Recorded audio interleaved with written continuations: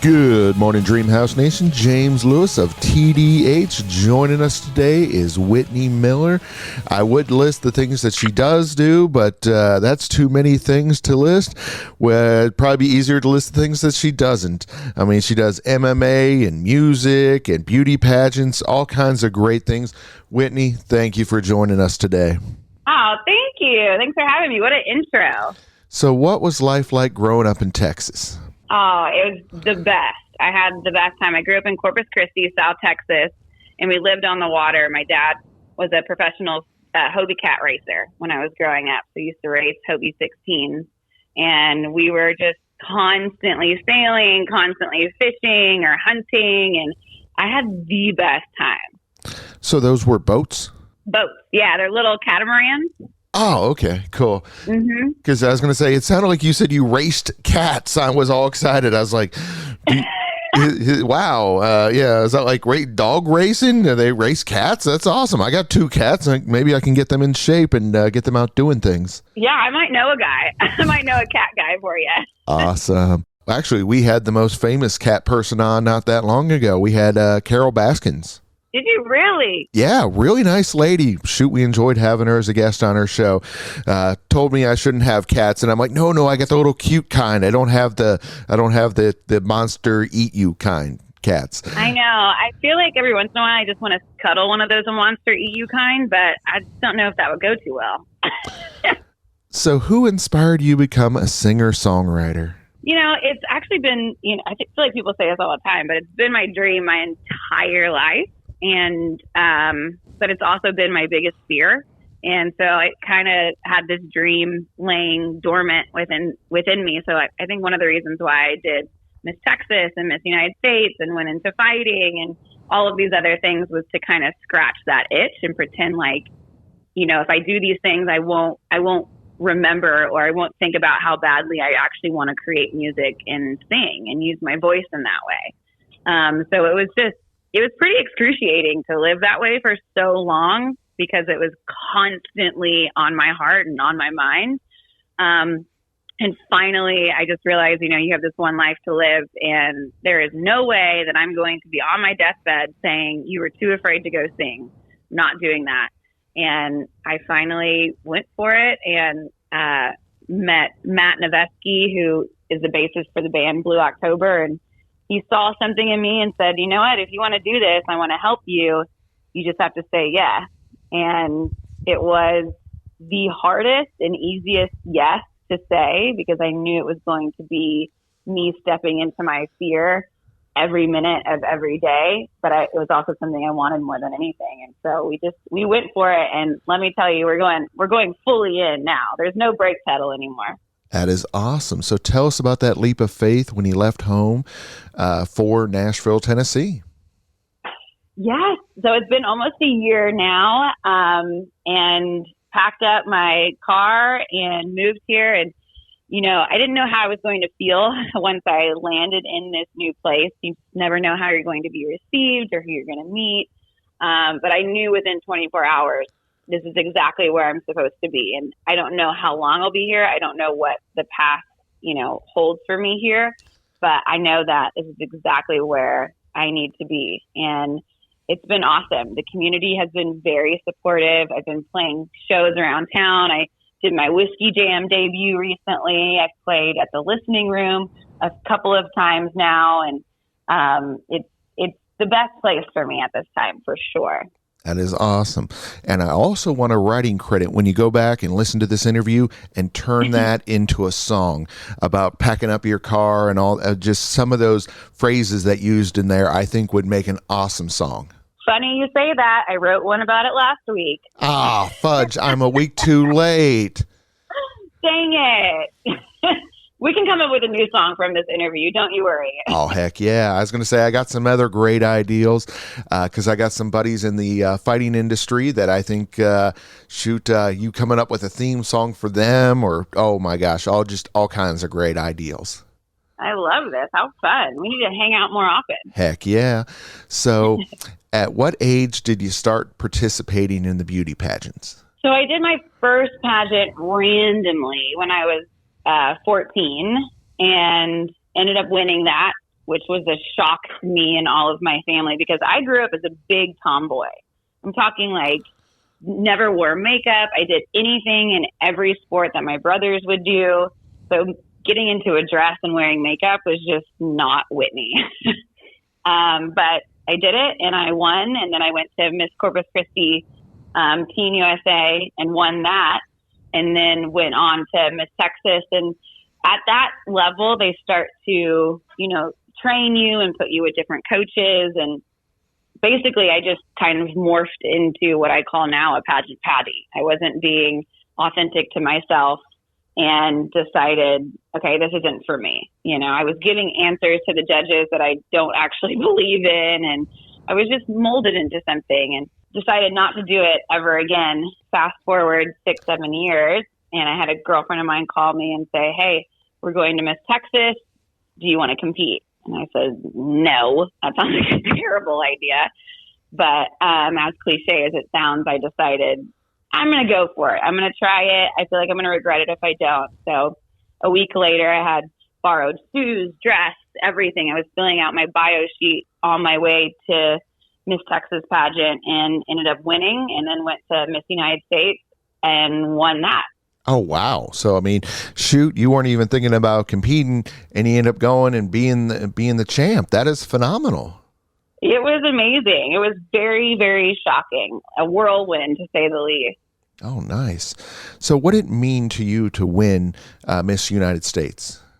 I mean, it meant a lot to me. It was something that it was a chapter in my life that I feel like was very necessary for me. I learned so much. I met so many amazing women that I'm still friends with to this day. And my whole goal of competing was to be as authentic as possible and give people a role model that they can look up to that is very real, and I feel like I was able to do that throughout my reign as Miss United States, and that's something I still try to do today. So growing up a tomboy the way you did, the Miss United States pageant gave you an opportunity to make female friends that you might not have normally made. I think so. Yeah. I was, like I said, I was constantly with my brothers and playing sports, and I had, female relationships through that, but this was just a different arena. And when you're living with and competing with these girls for about a week, you become very close with them. So how did you get involved in kickboxing and MMA? Ooh, well, I was a part of a company called On It for a while, and we would have fighters that would come through and start training, and I would train with them. And I just kind of took a liking to it. I enjoyed it. And when I was Miss United States, I really wanted to not only challenge myself, but challenge the world around me, particularly the people in pageantry, because at that time, once you hand your crown over as Miss United States, a lot of the path is, oh, you're going to get married and have babies now. And that just wasn't my path for me. More power to anyone that works for them. But for me, I wasn't ready for that. And so I figured, all right, what can I do now to really, make a wave and challenge myself and other people? And it was to get into fighting. And I wanted to be the first, national beauty pageant winner to take a fight.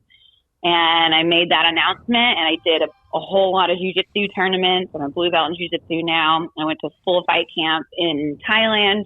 I went to full fight camp in Santa Monica under bronze medalist Tony Jeffries, and took a boxing fight that same year. Did super well in it. It was an exhibition match that wasn't technically sanctioned, but I won according to the judges. And then started commentating for kickboxing on ESPN. Oh, that is awesome. So it sounds like, gosh, you are one of the most diverse and well-rounded kind of Renaissance women out there nowadays. Oh, thank you. Thank you. It is kind of crazy to look back at my life and some of the things that I've done. But, really for me, it's just chasing happiness and what my heart wants to do. And if I want to try something, it's like, let's do it. Let's try it. We have this, like I said, we have this one life to live. let's go for it. Let's have some fun. Definitely. Well, I better get to this before my bosses yell at me.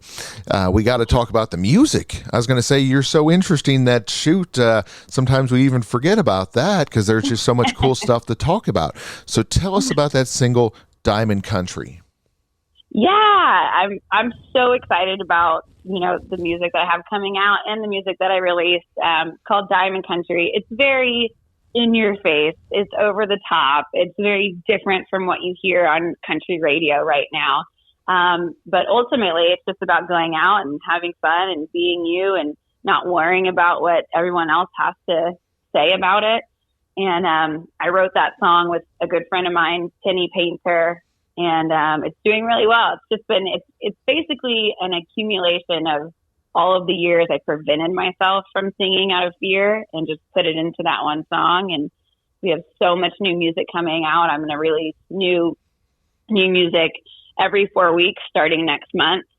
And as we speak right now, I was getting my makeup done when he first called to do my next single cover. So I have my photo shoot for 15 Minutes of Fame, which is my next single dropping in January. That is awesome. I was going to say, it sounds like there's a lot of great things going on.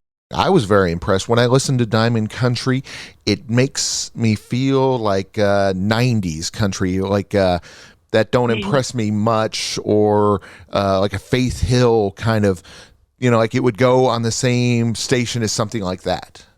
Yeah, thank you. I love that. It has that vibe. That was something I wanted to bring into it was, I grew up on 90s country and old school country, and I love Shania Twain, and I love just kind of the grandiose nature of it all. Mm-hmm. And that was definitely something that we put into Diamond Country for sure. Exactly. Kind of a rebel country feel, kind of or since you were in MMA, I think there's a perfect tag team partner for you in Mickie James, because she's hardcore country and you're Diamond Country, and I think that would be a great tour. Ooh, love it. I love it. Heck Let's make it happen. Definitely, yeah. Because so much fun. Yeah, she's getting ready to retire from professional wrestling, so she's going to have some free time. And gosh, you got all that new music coming out. I mean, gosh, it doesn't get much better than that. I know. Look at you. You are good. You are full of good ideas. So tell us about your cast of all-star guest musicians that are going to be on your new music. Yeah, so I've been writing with some really amazing people out here. Tyler Reeves, for one of them. I'm still writing with Penny Painter a bunch. I have Will Mack, who played for Blue October. He's now the guitarist for Parker McCollum. Matt Nevesky's the bass player. We've had some CMA winner fiddle player on Diamond Country and on 15 Minutes of Fame. So we're really like bringing in these group of people who are experts and know exactly the sound that I want to create. We've had people who've played for Morgan Wallen and Kelsey Ballerini on this upcoming music. So there's some really amazing musicians out there that I just feel beyond blessed, and I'm kind of shook that I even get to, work with them or be in the same studio as them. One of the things that I was impressed by your music is the rolling banjo. Not a lot of people incorporate that anymore, and I feel that gives it back to the roots, the tradition, the history of country, is having that rolling banjo. I love a good banjo. I'll be in the studio. I want a banjo. I want a fiddle. I want steel guitar on it. Those sounds to me just remind me, like you said, of the roots of country, but it's also just, I feel like it brings a lot of energy to it. And to me, when I hear a banjo, you just have some fun at the end of the day. Exactly. It gives you that energy. It inspires. Mm-hmm. Yeah, I'm glad you like it. Thank you. So, Whitney, where on social media, where on the web, where can we find out more about you, can find out more about Diamond Country? Yes, so Diamond Country is streaming on all platforms, so Spotify, Apple Music, Amazon Music. The music video was premiered by CMT.com, which was wild. And that's up on YouTube. You can just look up Whitney Miller, Diamond Country. That'll come up. And you can find me on Instagram. It's Wit in Love, WHIT, the letter N, LOVE. Same with Twitter, same with TikTok. And then you can hear some of my older demos while they're still up there. They're probably going to be taken down because some of those we're going to re-record and release next year at WhitneyMillerMusic.com. That is awesome, Whitney. It has been a pleasure having you on the show today. Thank you so much. I really appreciate it. Appliance Factory and Mattress Kingdom has products in stock and available to take home today. With 5 stores and almost 40 years in business, they are Ohio's appliance experts, and they help you to get the right product at the right price with a huge inventory. You can save 30 to 60% every day on everything from Bosch and Viking to LG, GE, and KitchenAid at unbeatable savings and in stock. Plus, Mattress Kingdom inside Appliance Factory has everything from Tempur-Pedic and Sealy, Stearns & Foster, and Dream Cloud mattresses in stock. Stop by any one of Appliance Factory and Mattress Kingdom's 5 Ohio locations today or visit online at appliancefactory.com. Good morning, Dreamhouse Nation. James Lewis of TDH joining us today is rising country star Levi Riggs. Levi, thank you for joining us today. Well, thanks a lot for having me, James. So who inspired your love of music? Yeah, probably a handful of people. Kind of start with Garth Brooks, Johnny Cash, Elvis Presley. All of those brought a lot of energy to their shows and their own unique style. If you go to a Garth Brooks show, he just makes everybody in the stadium feel his presence, all the way from the front row to the very back row. So I really love that. Elvis with his musical ability to sing just about any genre, with a very wide range vocally, was huge for me. And then Johnny Cash, just his presence. So I just tried to glean a little bit from all of those guys. So have you ever got to see Garth Brooks perform live?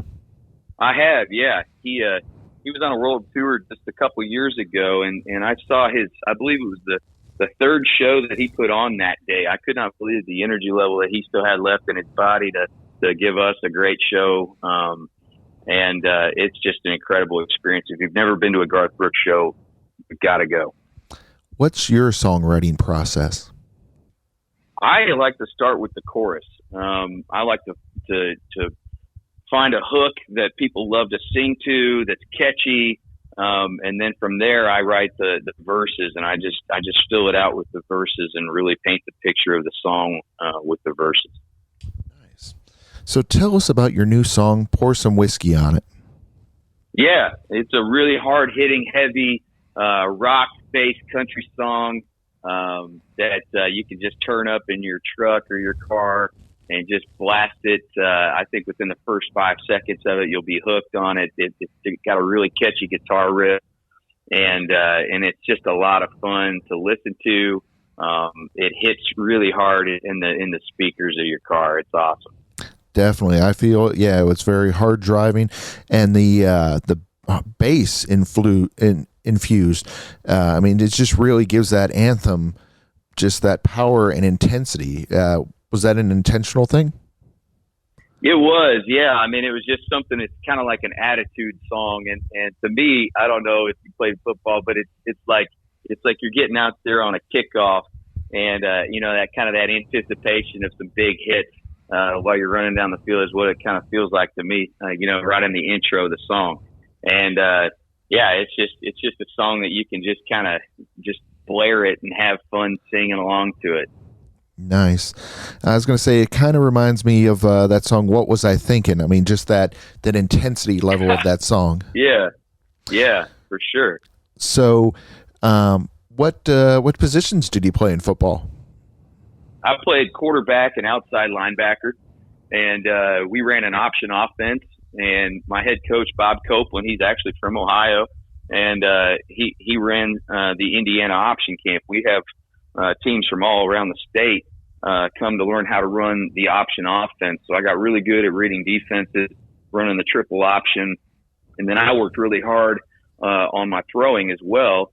And we had tickets to the Purdue games when Drew Brees was playing, and I sat 5 rows behind Drew Brees when he would be talking to the press box on the phone.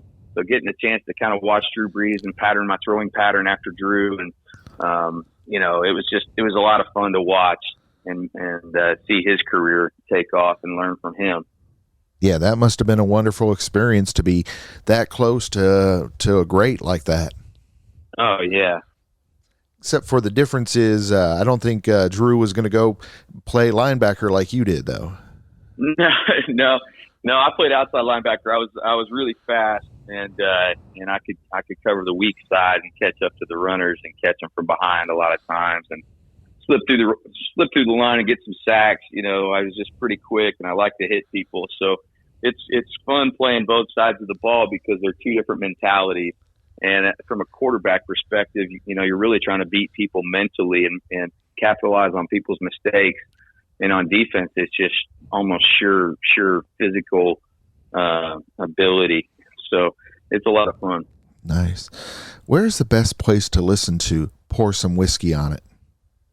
I would go to your favorite streaming platform, whether that's Amazon, Spotify, Apple Music, Pandora, wherever you like to listen to music.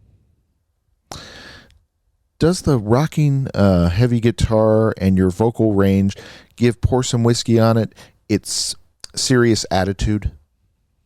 Yeah, I think, you know, there's a song that Jason Aldean sings about, and it's, you know, you bang until you find a cool new sound, and that's really what we've done here. We've found this really heavy rocking sound, and I've got a vocal range that is unique to me, and it sets me apart and makes this sound new and fresh. And of course, it doesn't hurt that you have a very talented partner on the endeavor, Noah Henson. Noah Henson on the project is outstanding. He plays guitar for Brantley Gilbert, and we also use Lester Estelle, who plays drums for Kelly Clarkson. And man, both of those guys together are just dynamite. But Noah's ability in the studio, you know, and his talent on guitar really helped me a lot. And of course, you know, I've got to do what I've got to do vocally to make it great, but definitely helps to have their help for sure. Oh, definitely. It's always great to have talented folks like that to work with. Tell us about the time that it took to discover who you were as an artist and how important that was to you.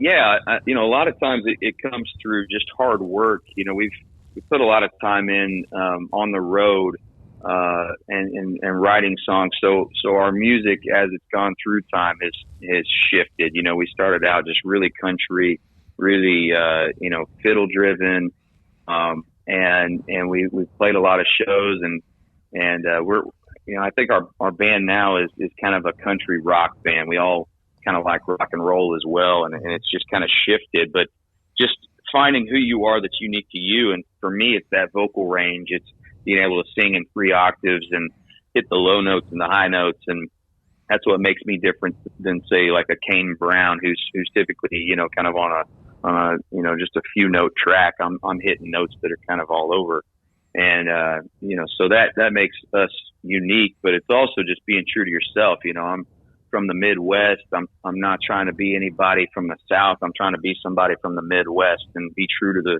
the people that I represent, which a lot of them are farmers. You know, I work a lot with farmers, and so I'm just trying to kind of, you know, put our Midwest stamp on things. Definitely.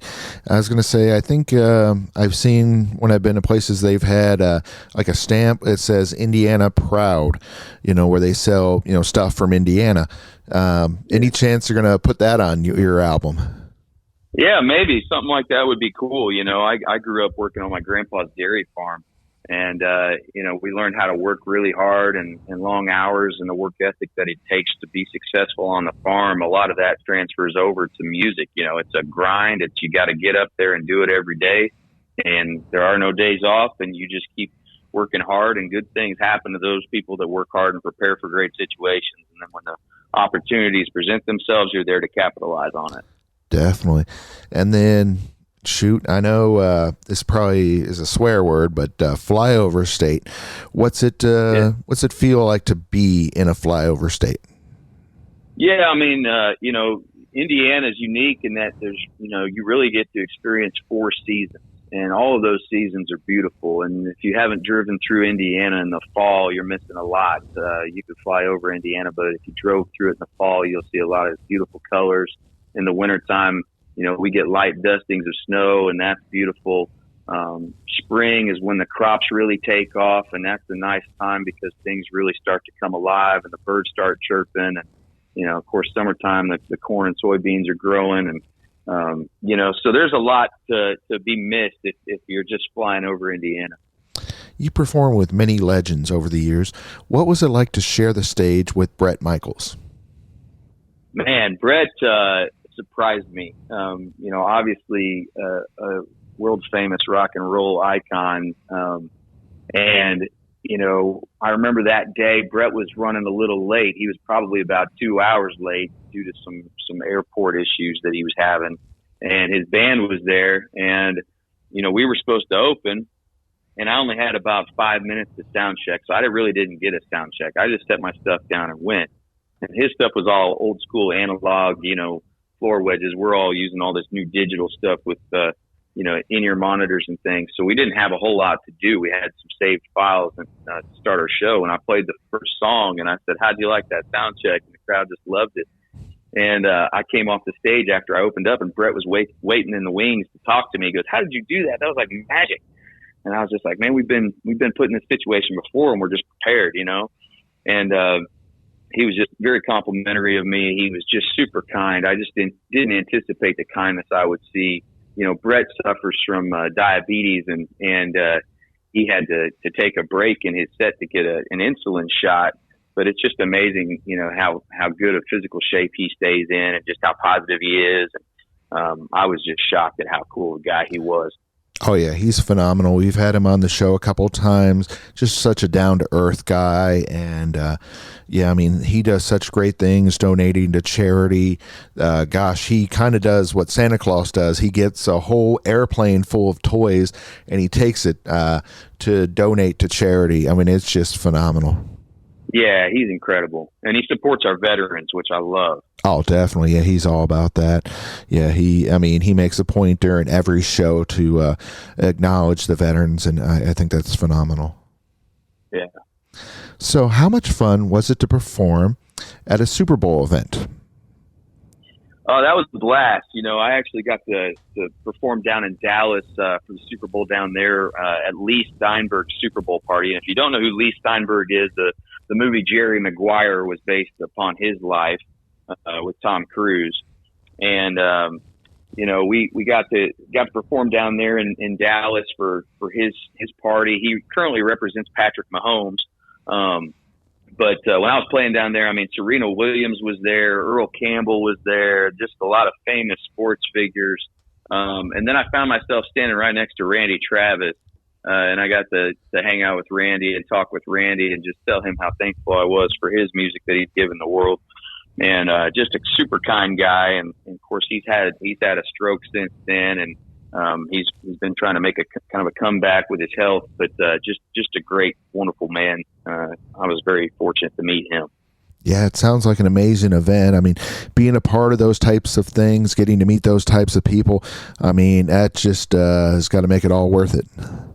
Yeah, you never know the doors that music can open. And when you write a song and you put that song out into the world, you never know who's going to hear it and respond to it. So it's always kind of fun to see what comes of just, being vulnerable and putting some music out there. So why are Taylor guitars your personal favorite? Taylors are just absolute beautiful guitars. They're the meticulous craftsmanship that goes into those guitars is unmatched. The playability is phenomenal. So the biggest thing for me is the tone and the playability. They're almost effortless to play. If you know how to play, these things can really sing, and they're just so dynamic. I use a Taylor 814 on stage a lot, and a Taylor 717 when I'm doing a solo acoustic stuff. And both of those are just outstanding instruments. That is awesome. So, Levi, it has been a pleasure having you on the show. Before we let you go, we want to know where on social media, where on the web, where can our listeners find out more about you? Yeah, go to leviriggs.com or at Levi Riggs on Twitter or at Levi Riggs on Facebook and Instagram, and check me out on YouTube and TikTok as well. That is awesome. Thank you for joining us today. Well, thanks a lot for having me. Appliance Factory in Mattress Kingdom has products in stock and available to take home today. With 5 stores and almost 40 years in business, they are Ohio's appliance experts, and they help you to get the right product at the right price with a huge inventory. You can save 30 to 60% every day on everything from Bosch and Viking to LG, GE, and KitchenAid at unbeatable savings and in stock. Plus, Mattress Kingdom inside Appliance Factory has everything from Tempur-Pedic and Sealy, Stearns & Foster, and Dream Cloud mattresses in stock. Stop by any one of Appliance Factory and Mattress Kingdom's 5 Ohio locations today, or visit online at appliancefactory.com. Good morning, Dreamhouse Nation. James Lewis of TDH. Joining us today is the music artist, Makenzie Phipps. Makenzie, thank you for joining us today. Oh, well, thank you so much for having me today. I really appreciate it. It's our pleasure. It's always great with working with Scott's clients. He's just such an awesome guy. So anytime he tells us somebody's worth talking to, they usually are. So what was life like growing up in a small town in Southwest Virginia? Oh, well, like you were just saying, I'm from a very small town. I'm in a town called Bluefield, and it is in Virginia. We're right on the West Virginia state line. And we have a population of about a little over 5,000 people. So it's definitely on the smaller side of things. But, I've grown up here my entire life, and it's just a simple town where everybody knows everybody, and it just feels like home. Nice. So when did you first fall in love with country music? Well, I was always around music my entire life, especially on my mom's side, because they were all into songwriting and just getting together and playing at, family functions. So I was always around music pretty much ever since I was born. And, I would go to church with my mama, and I was very fascinated with the piano and learning the songs that I would in Sunday school. And she had discovered that I had a really good singing voice for just being 4 years old. And she kind of the one that got me on the musical path in regards to singing for people. And, I've always had my family tell me that I have a twang to my voice, and that country seems to come very easily to me. So I started marketing myself in country when I was probably around 16 years old, 16, 17. Yeah, I was going to say, you're right. There's a bit of a twang there. It makes you feel kind of like you're from the South. And I was like, shoot, you definitely didn't have any trouble fitting in when you went down to Nashville, I'm betting. No, I love Nashville so much, and I'm actually really excited to be moving there this coming summer. And, it's definitely going to be a change for this small town girl because, I've lived in Bluefield my entire life. So definitely going to a bigger city is going to be an adjustment, but I'm very excited for it. So what is your writing process like? Well, I always talk to, I have people that come up to me and they ask me that same question. They're like, I'm trying to get into songwriting myself. And I tell them, every songwriter is different in regards to writing. I know songwriters that they can write a song in a day. I know some that it takes them a couple of weeks to try to finalize something. Songwriters that write about anything and everything. And then there's me, who I have to write off of personal experience. And, I feel if I write a song that I can really relate to and is about my life and what I've gone through, that viewers out there and listeners will be able to relate to it in their own way and have more of an emotional connection. So all of my songs are mainly written off of personal experience. Nice. That is phenomenal. Like we had Levi Riggs on earlier today, and he was saying for him it's all about coming up with that hook originally. It just seems like, everyone has their own way of doing it, and it all seems to work out in the end. Yes, for sure. And I wish that I could write a song about just some kind of topic, but it is a lot more difficult for me to just write about something in regards to a storyline than writing what I actually feel as a person. So tell us about that new single, Drag. Yes. So, I went down to Nashville, Tennessee this past summer, and I got to go into studio with Mr. Sal Oliveri, and he's a Grammy-nominated producer, and he is one of just the most amazing guys I've ever met. He's just so humble and so kind, and he is so supportive of everything, and I really appreciate all of his help. And I went down and I recorded 6 songs, and 3 of which happened to be songs that Sal had pitched to me, and Drag happened to be one of them. And, I listened to the song and I really liked how it sounded, and I thought that it had some really good potential, and I went down and I recorded it, and I got to meet so many amazing musicians on the team, and I was very, very excited with how the end result turned out. Now, of course, since this is a country song, the fact that it's called Drag, it's not about what I think it's about, right? Yes. Yeah. Exactly. So what is Drag about? Well, the overall message of drag is, especially with me being in the younger society, especially when I was in high school and middle school, I had a bunch of people talking about, they lived off of the slogan, you only live once. And, peer pressure is definitely a big thing in society, and, temptation. And, sometimes you make decisions in life that you maybe necessarily shouldn't do, but, you want to live kind of on the more rebellious side. Sometimes it could turn out fine, and other times you could run into some issues. But, I think people out there that want to live on the wilder side of things would really relate to this song. And I think people in general will be able to relate to this song in their own way. It really feels that with your music, you've been able to seamlessly combine country music and the blues. Was that intentional? I have always gotten that ever since I started performing out in public, because, I started singing when I was 4, and I learned piano and guitar over the years. And, I started my first band when I was 15. And, at the time I didn't market myself as country because, I just liked singing a bunch of different things. I would go to shows and I'd sing some Demi Lovato, and I'd sing some Avril Lavigne, Loretta Lynn. I was just kind of all over the place.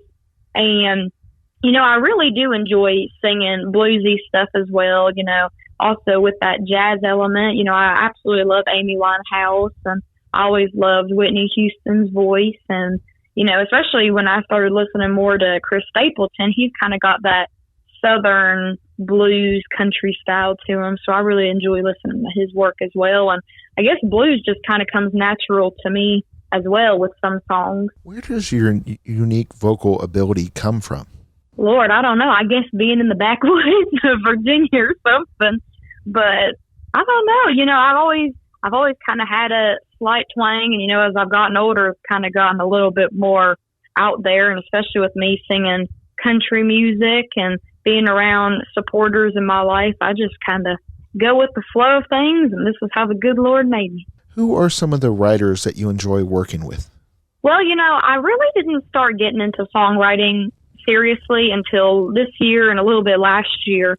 And, I really haven't co-written with many people. I've actually only ever co-written with one individual, and that is my backup singer and guitarist, Mr. Shane Begley.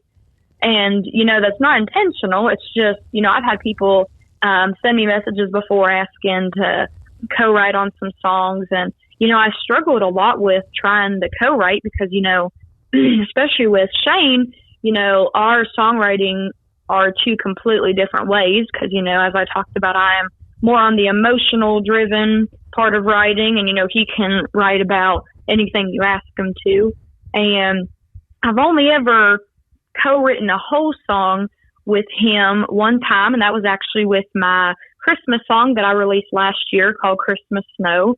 And that was probably one of the most stressful songwriting sessions I've ever had because, my PR firm had suggested, coming out with a Christmas single. And, I'd asked Shane, I was like, do you happen to have a Christmas song that we can go with? And he did not, which actually shocked me.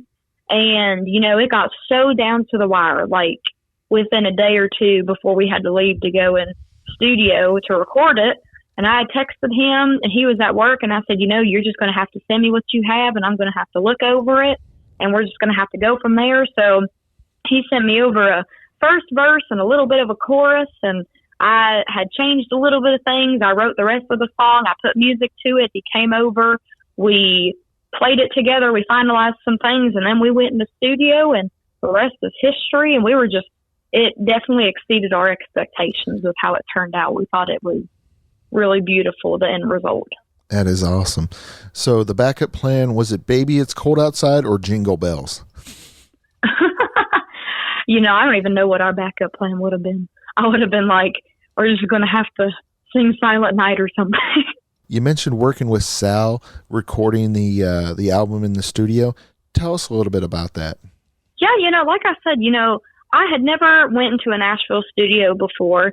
And, especially working with Sal, like I said, he is just an incredible individual. And, he is so talented himself as well musically, because, he plays the piano beautifully, and he just has a wonderful ear for music. And, there were times in the studio where I'd be hard on myself, and, I would be worried that it wasn't going to sound good, and he would just reassure that everything was going to be fine and that I was doing good and that we just needed to take it one step at a time. And it was just incredible getting to be in a studio down in Nashville and seeing how it all worked out. So on top of being a great producer, he's also a great cheerleader, it sounds like. Yes, he is. And, he is really faith-based as well, which I really enjoy. And, he's just, overall, he's one of the most positive individuals I've ever met, and I just love everything about him, and I'm so fortunate to have him in my life and in my music career. What was it like winning the Female Country Song of the Year award? Oh my gosh, that was just such a shock, because, that was the second Josie Music Awards that I had attended, and that was actually last year. And, the first Josie Awards I went to, I didn't even know I had a song up for a award. A girl that was actually in the category with me had approached me and told me about it. So I went down. Of course, I didn't win, but, it was just an honor in itself to have been nominated. So then we went into a studio in Knoxville, and we recorded the song Maybe, which Shane Begley had written. And, we recorded it. We had done a music video. We submitted it, and it got nominated. We were just so stoked that it even got nominated. And, there were like 14 people in our category, and they got to it. And when they announced that we won, we were just both so in shock, and it was just an amazing feeling. And especially at this Josie Music Awards that they held this year at the Grand Ole Opry House back in November, I was very fortunate to have been nominated for 3 categories. And I actually was given a Songwriter Achievement plaque in one of them for an unreleased song that I had written about my grandmother. So I've been very fortunate for everything that I have been given.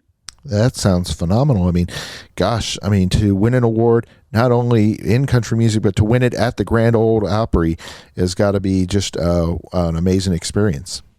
Yes, it was just so incredible getting to even go to the Grand Ole Opry House. And, I've been there before because I had sang for the 50th Sunday Morning Country, or I think it was 40th.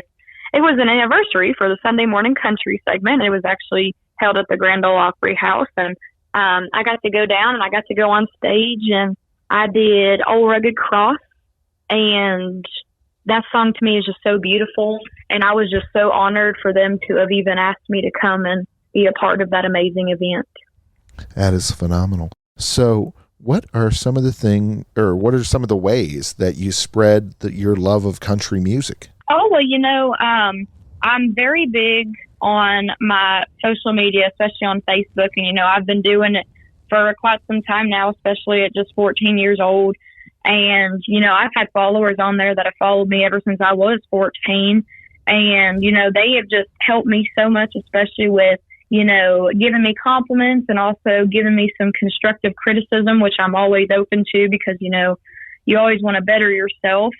And I'm very big, especially on making sure that I'm the best that I can be in what I do. And I just could not be more thankful for everybody who's been on this journey with me over the last couple of years.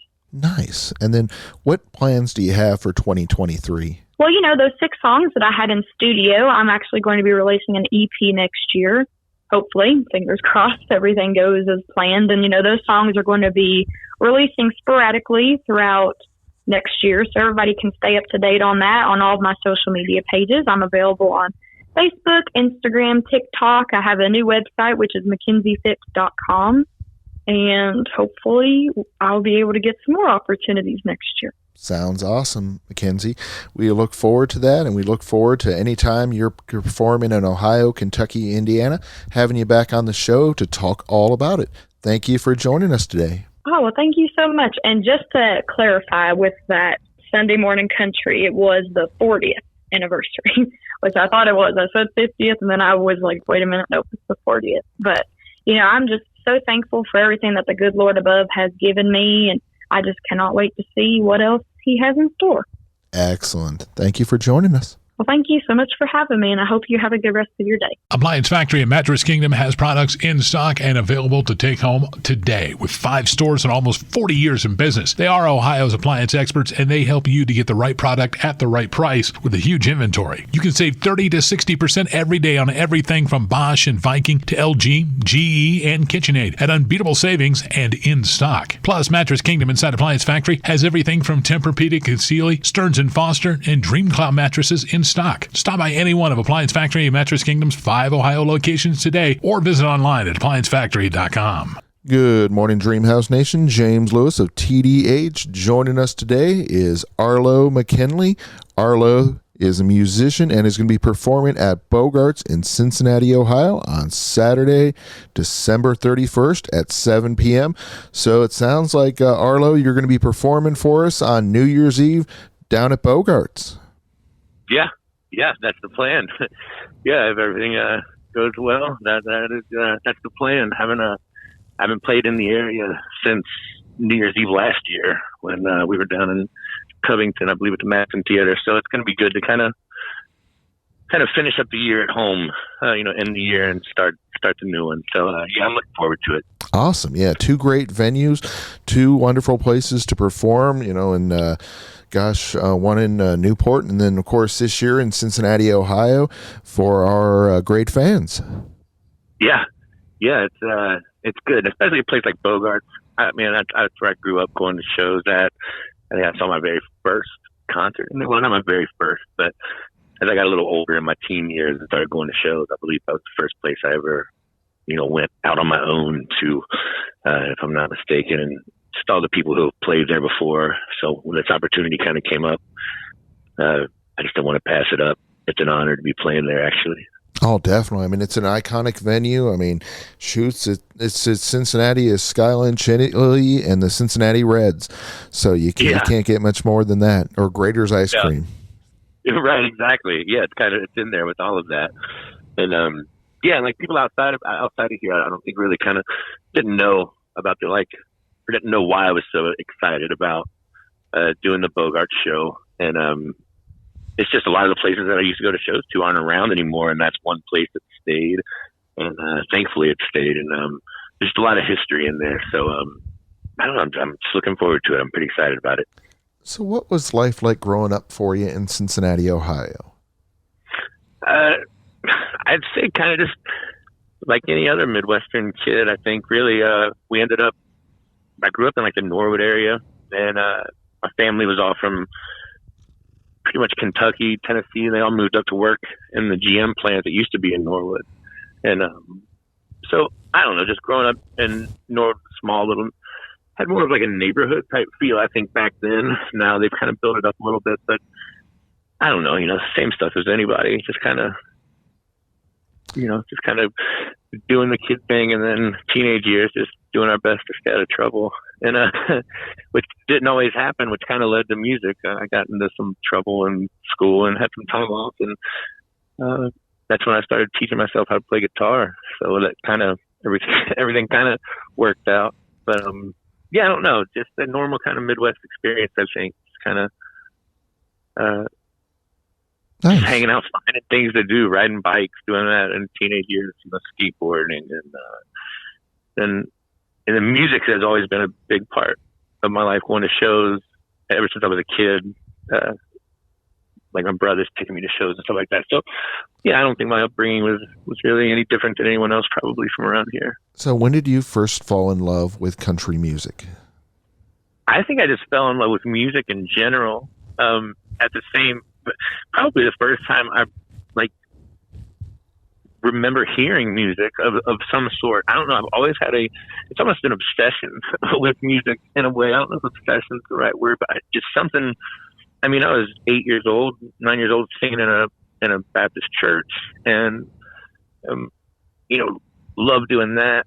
And just there was music in the house always. My dad was a big fan of classic country music and bluegrass, and then my brothers were into metal and punk stuff, and then also hip hop. So I was always hearing all these different kinds of music. And when it would come to country, though, I'd say I fell in love with country either the first time I heard George Jones or Hank Sr. Those were two that my dad would play quite often, and those are just two voices that I would hear that would just stick out, and they still do to this day. I still get the same exact feeling when I hear either one of them singing as I did back then. So as a kid, I've been in love with it, and then it's the one thing that stuck with me throughout my entire life. I'm 43 now, and music's just been the one thing that's always been a constant. It's always been there for me. It's been there for me to do. It's just been the one thing that I've remained interested in throughout my entire life. So what's your songwriting process? It really depends. I don't have like a set process. It's hard for me just to sit down and come up with something. I think a lot of times the songs kind of create themselves through my life experiences and things like that. And then a lot of songs start in the car when I'm driving or something. A lot of times, a melody or a line or some lyrics or something will come into my mind, and then I'll reach for the phone real quick and just kind of either hum the melody into my phone and record it, or sing the line, and then when I get home, I'll start working on it. But it's hard for me just to sit down out of nowhere, and like I'm not one of those people who take time out of the day, like every day, to sit down and play music, which I should. But I just kind of, my writing process is, especially for records, each record I think is sort of like a chapter, I guess, in my life. It's each record is a few years, and then that I look back on and kind of write about, and just kind of write about what I was going through those past couple years, and then that's what the next one will be. The next one will be what's happened between this mess we're in and whenever I go back and record. So I don't know. I really don't have a process, but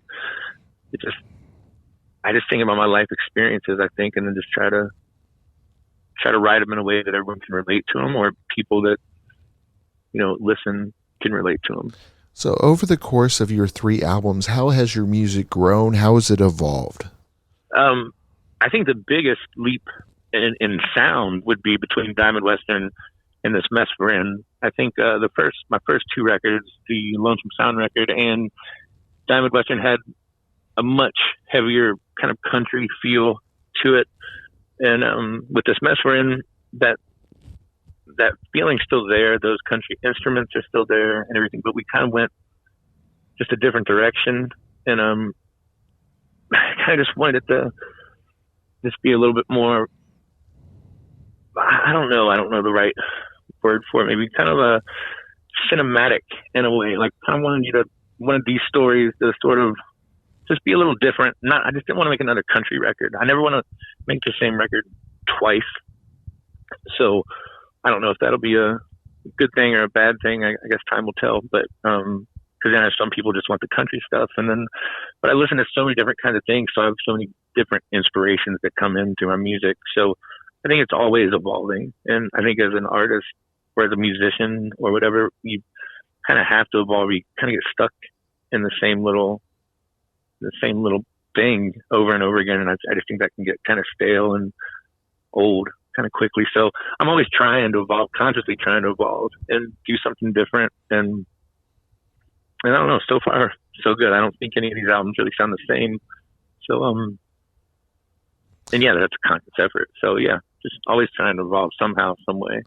So with your current album, This Mess We're In, tell us about some of the things that influenced and inspired the songs in it.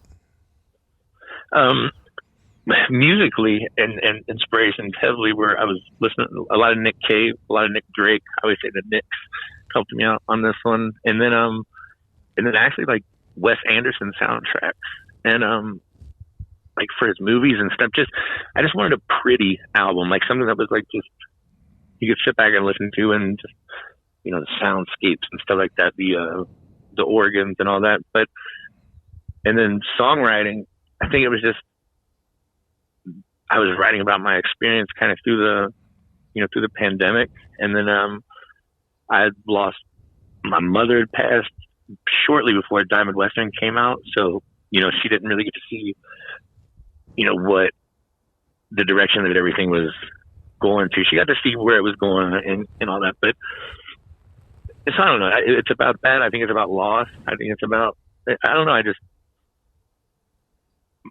let my life influence the writing when it comes to the songs. Just about everything that I went through during that pandemic and or still whatever it is. But and it's what a lot of other people were going through as well. And I just wanted to sing about it and maybe make some people, feel like they're not the only ones that were kind of going crazy during this time or going through some heavy things, because we all were definitely there for a little while and still are in some ways. But and I thought this mess we're in was just a nice title that everyone could probably relate to. So in other words, your music's very organic. It's very honest. It's very expressing your true life feelings. Yes, 100%. That's the, and I think that's why I don't have these writing processes or anything like that. Like, I have to be moved by something that's happened in my life that I think that other people can relate to. But every song that I've written for every record, I could tell you what I was, I could tell whoever what I was going through at that moment or what it's about. Yeah, I'm not a good fiction writer, so I just take from my life experiences and I write about my life. And but I try to do it in a way where others can relate to it. I understand you have a very supportive record label, Oh Boy Records. Tell us about them. Oh Boy Records, yeah, very supportive. It was a label that one of the best, John Prine, started, I believe, in the early 80s, I believe, maybe late 70s, early 80s. But it was a label that he started just to kind of do things his own way. I think, especially in Nashville, I know there were times where, not everybody in Nashville, I think there were John Prine fans, and I'm speaking of the Natural Machine or whatever, but artists have always been fans of his writing stuff. And I think he just wanted to start a label, an independent label, where put out music that he believed in. And it was an honor when he came out to one of my shows and told me that he was a fan and told me good luck. And then next thing I know, he's signing me. And I was friends with Jody, who's a son and runs the label for a little bit, but I never really thought it was heading that way. And then to be signed with them or anything, I never really even thought about it. And then because I had a record that I was ready to put out that I'd recorded myself, and then something just kind of felt right about it when the talk started, so I held off on putting that out, and then I got signed on my birthday in 2019. So it was kind of, I think 2018, 2019. But yeah, they're one of the best labels. I couldn't ask to be on a better label, especially for an independent. They're an independent label that has a lot of the same reaches as a lot of these like majors. And with this label, it is all about the music. I've never been told once that, something that I've turned in musically or something that I've put on a record, they've never made me feel like discouraged about it. It's always very, very supportive, and it's a very like family type feel. So it's which makes sense because it's ran by a family. But yeah, it's good. I'm happy to be with them, and I couldn't imagine being elsewhere at this moment. That is awesome. Well, we're really excited about Saturday, December 31st at 7 p.m., your upcoming performance at Bogart's in Cincinnati, Ohio. Of course, since we have a lot of people on from Bogart's, our listeners know to go to Live Nation and get their tickets there, or just to go to the box office. But before we let you go, where on social media, where on the web, where can we find out more about you? You can go to the website. It's on McKinley.com. You can get with me on Instagram, Facebook, all that stuff. I'm everywhere out there in the world. So, yeah, but usually through my Facebook or Instagram, and we keep the dates up on the website too. So it's not too hard. You just type my name in. You can find out pretty much anything about me, good or bad. Sounds great. It has been a pleasure having you on the show today.